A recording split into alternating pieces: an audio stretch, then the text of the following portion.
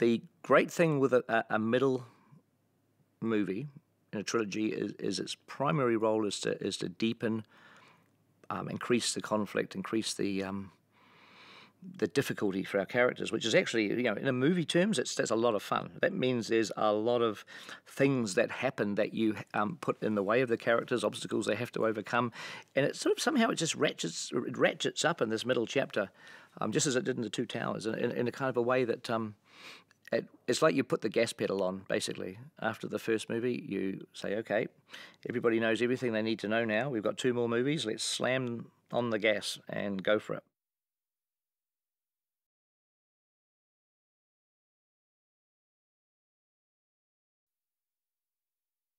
Gandalf has a problem. I mean, he has another huge issue dwelling that has nothing to do with Thorin, dwarves, Erebor, dragons, mountains. I mean, it ultimately is connected in some way, he discovers, but at the time he doesn't know. But it is an enormous problem that basically threatens all of Middle-earth.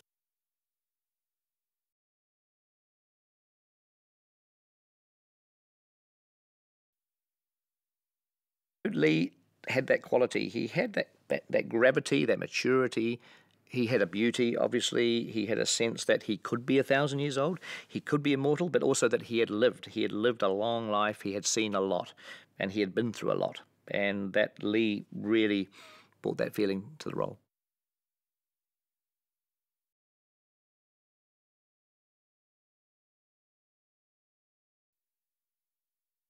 What's interesting is if Tariel is one of Thandril's, warriors, guards, she's sort of there, she's protecting the kingdom.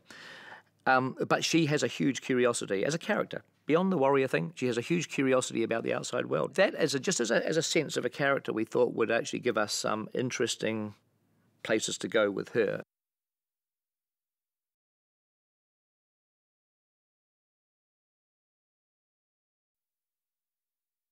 One of the very memorable chapters in the book is the barrels section, where basically Bilbo assists the dwarves in sneaking out of Thandril's realm, the woodland realm, with the use of empty wine barrels.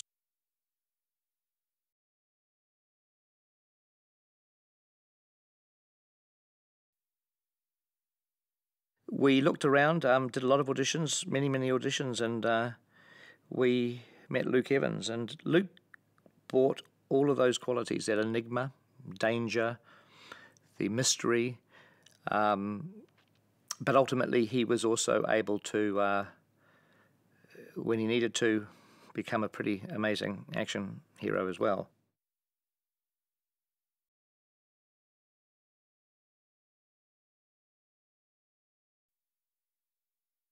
The one thing that I did want with Smaug from the very beginning, the one thing that I actually knew I wanted, I guess, from the very beginning, is to make him huge. And so I just thought, well, what would actually be truly terrifying if I was Bilbo, if I was a little hobbit going into this place? Okay, a dragon's scary, and I mean, Smaug, obviously is also a manipulator, a psychopath, and he's got to deal with all that. But what other additional kind of twists can we put on that would be kind of make him more scary? And I just thought, well, let's say he's massive. Let's say he's way huger than what you would ever imagine.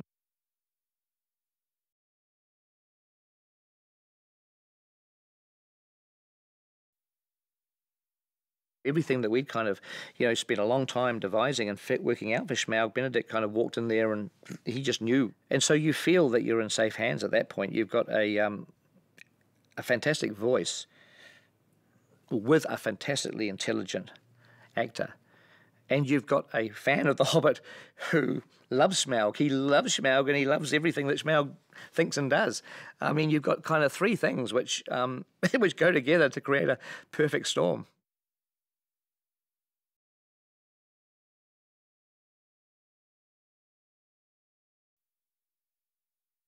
This is a singular journey in which everybody, all the main characters in these stories, develop, and they literally don't end up being the same people at the end as they were at the beginning. And in this movie, the middle movie, is the movie where you see some of them start to take on board the pressures and the influences and the dynamics of the story is beginning to steer them, not just narrative-wise, but as their characters are being affected by it. And yeah, so it's that ability to shape a narrative and to actually to push it forward, constantly forward over the first movie, the second movie, and the third movie, that is a real privilege doing a trilogy.